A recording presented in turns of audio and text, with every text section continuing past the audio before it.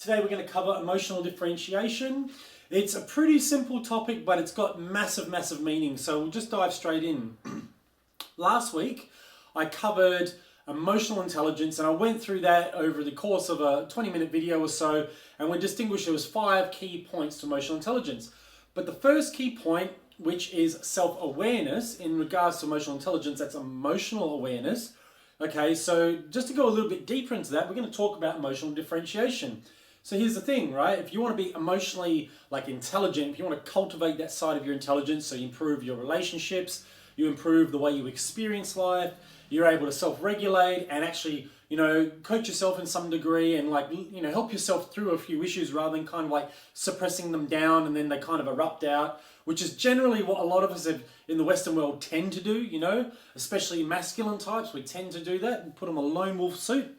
So the way to actually deal with it properly is to be able to actually look at what you're dealing with and to look at what's kind of coming up. And, this goes for positive and negative emotions because, for positive emotion, if you choose that you want to experience that emotion a bit more, you may want to know what it is, what habits and behaviors have kind of helped cultivate that, what actions you've taken, what behaviors you've done that actually help cultivate these more positive states of mind and, through emotion.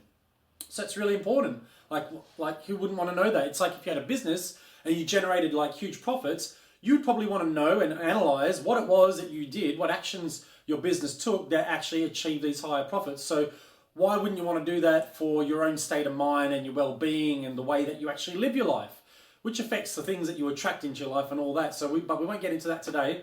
We're going to go and talk about emotional differentiation and how you do it. So let's dive right in. So just like the topic says, emotional differentiation, it's understanding the different ranges of emotion that you have. So as opposed to going, yeah, life's good, or no, I feel rough, or yeah, I'm okay, and just kind of having these really sort of kind of gross terms for describing your sense of well-being. It's about actually, tuning into a higher resolution and actually being able to go a little bit deeper rather than just kind of skimming the surface over what you're feeling. So a lot of people might have this sort of sense of dread about something, and it kind of comes up from time to time. It's almost rhythmical in a way, and you don't even know where it comes from. It just becomes your personality, and people say, well, that person is just like that, and you get slotted into that kind of category. So, it doesn't just become your behavior or your mood, it kind of becomes your personality. And that's really unfortunate because, with differentiation and actually learning where things come from and being able to regulate those, which we will go into in a way deeper way down the track, you can actually sort of trace these things back and go, okay, I can see, I'm having this emotional response and I can sort of see the cause of it here. And I can see that I could react or respond in a certain way, and I can see how that would affect things down my track. And obviously then the law of cause and effect kicks into play, and that's how you experience reality. So differentiation can really be well, okay, yeah, I'm feeling really good, and actually just tuning into the reasons why and looking at the behaviors why you actually feel that way. And I find that by asking those questions, you can get a deeper, refined understanding rather than just saying it's good or I'm great or I'm excited. And you'll realize, oh, I'm experiencing a higher level of confidence. I'm a little bit excited, but I'm pretty sure that excitement is related to the confidence that I'm experiencing.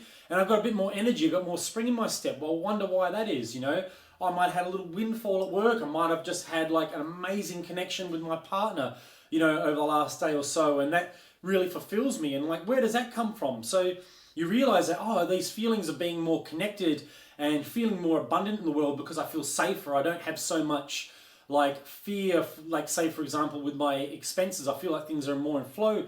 It gives me more confidence. So you realize that you can see where things are stemming from. And I think this is incredibly important stuff. So in the Western world, it's kind of known that we've sort of been conditioned to live in a very sort of narrow bandwidth, almost a narrow bandwidth in which we can experience a range of emotions. And we kind of feel like things are kind of compressed into a smaller range.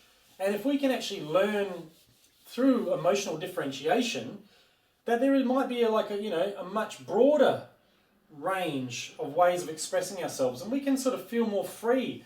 You feel like you have more freedom to express yourself. You're not living in a sort of compressed, sort of compartmentalized type of mindset. So like if you work in a corporate environment, for example, you'll notice that there's like a set of rules that everybody kind of abides by, and there's certain things that you probably wouldn't want to express openly because it's kind of not like socially sort of accepted to sort of, you know, behave in such a way. And there might be a different person that you are at work than you are at home. But if you like live like that, if you condition yourself and you like living in that narrow bandwidth, then subconsciously there's a part of you that's actually, you know, having these feelings, but it's getting suppressed and it's getting suppressed and it's getting suppressed. But when you actually learn to differentiate your emotions and you start to identify and plot the ways that you're actually feeling and give it some time, and I'm not talking like heaps of time, I'm talking like if you just sat back at the end of an evening and do like an evening review for the sake of 5 minutes and just look at the way you've experienced life and the way that you felt, you will actually sort of see that, you know, where you've kind of limited yourself and where you've compressed yourself, and you might be able to see how you've actually sort of, you know, changed that behavior. And so like the negative side of this and the reasons why this work is really important is because if you're living in that compressed like bandwidth of emotion, and then you kind of come home, even if it's a teenager coming home from school, like they come home and they're just kind of like, oh, they're exhausted. You know, they don't want to talk to anyone. They're just like, they've had enough. And in the same way, like you might come home from work and you feel negative, or you kind of like might be picky, or on the opposite side, you might be like super happy, which is great, you know, because you're actually allowing yourself to kind of get out. And I would say you're probably more of a sort of person that, you know, allows yourself to experience a wider range of emotions.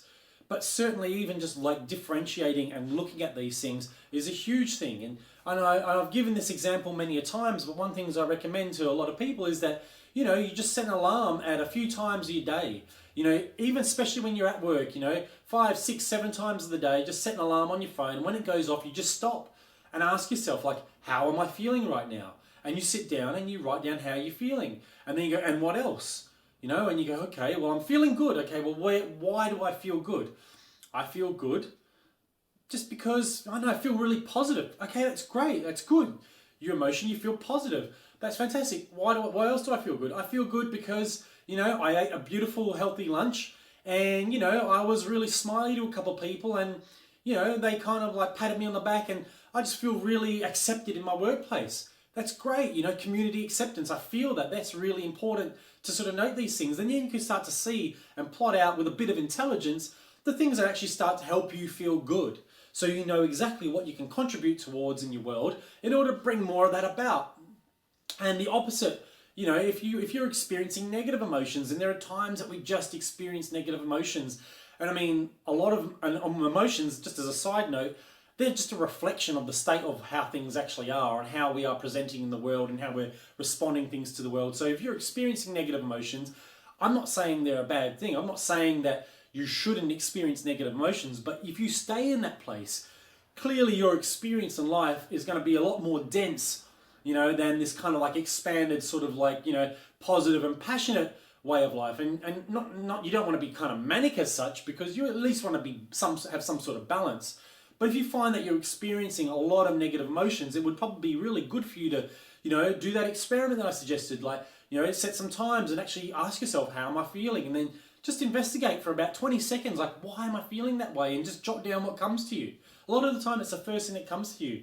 And if you really are stuck, then, you know, ask yourself, where do I feel it? Where am I feeling it? Do I feel it in my heart? You know, is it a heartfelt thing? Is there something that, you know, my heart is not able to express itself? Do I feel it in my throat? Do I feel like I'm sort of like being trapped and I can't speak my highest truth, or I'm being shut down, you know, or do I feel muzzled in the workplace? Or do I feel that, you know, maybe my partner is like, you know, stopping me from, you know, expressing what I really, really want, or at least I feel that I can't express what I really, really want, you know, and you know, asking yourself these kinds of things. Is it my head? You know, do I just feel overwhelmed? Do I have too much going on up there? Okay, but being able to plot these things is fantastic, because at least you then become intelligent and you can start to trace back the behaviors that create this thing, and that might help you restore a little bit more balance in your life. Okay, so this is why emotional differentiation is important. It helps you actually plot everything that you're feeling, and when you give it that airtime, when you give it that space, you're at least not squashing it down, you're not suppressing it, sweeping it under the rug, pretending that you're the tough guy and that it's all okay, I'm always okay, and all that kind of thing. Because you're not. You know, like, we all go through life, and life is bloody tough. Life is challenging, and things come up for you, and it's important to be authentic. You know, and the more you'll find, the more authentic that you are, the more people can actually connect to you, the more real you are. And I'll tell you this, I used to be completely inauthentic. I used to pretend that everything was okay. I used to sweep things under the rug all the time. And over a course of time, I just ended up being overwhelmed. I had patterns of being overwhelmed, and I had patterns of falling into depressive states. Now, it wasn't the kind of depression where I felt I had to go and get medicated kind of sort of thing. Not that there's anything wrong with that. But it was a kind of thing where I noticed that I was often falling into like negative downward spirals. And I mean, I wanted to be inquisitive enough to actually look at those things. And, you know, I mean, I was getting help, and I use a coach, and I sort of would see a counselor. But the point is, you know, I had to spend a lot of time sort of unraveling that and really come to terms with that. And at the beginning, it was scary because it was new and I didn't understand. And, you know, especially if you're a guy, you know, and you're trying to be, you're like a tough guy, and you've got a family, and you're trying to be the rock for everybody, like, you know, it kind of wears you down after time. And, you know, if you meet say, met my mum, and you see the way, like, her and her friends talk, they talk about everything. They talk about all their emotions. And to me, it's probably a little too much, but she doesn't have that same suppression going on, you know, and I found that weighed me down. And certainly by actually differentiating my emotions and learning more about them and learning about all the different aspects of my life that were kind of coming up, I began to think, holy crap, like, you know, I'm experiencing a lot in a day, and I didn't realize how much I was experiencing. And certainly learning how to actually manage that and create rituals and routines and patterns in my day that would help cultivate the experiences that I wanted to have and mitigate the ones that I didn't necessarily want to have so much, you know, and learn that when they did come up, I knew exactly what things meant. It was kind of like having a martial art. It was kind of like knowing the right kind of block and the right kind of strike that you could use at the right time, so that obviously, you know, you weren't defeated by your opponent. Well, look, I'm going to leave it there. I don't want to overwhelm. If you've got any questions, please always feel free to hit me up. Click the link below, check out my site, and see if there's anything else that grabs you there. I'll put check out my other YouTube videos. Go ahead. And look, hopefully you guys can start to experience a broader range of emotions, experience some more like intelligence over the way you feel, so you can create the life that you want, and develop some self-mastery in your life. That's what it's all about. Anyway, you guys take care. I'll catch you again soon.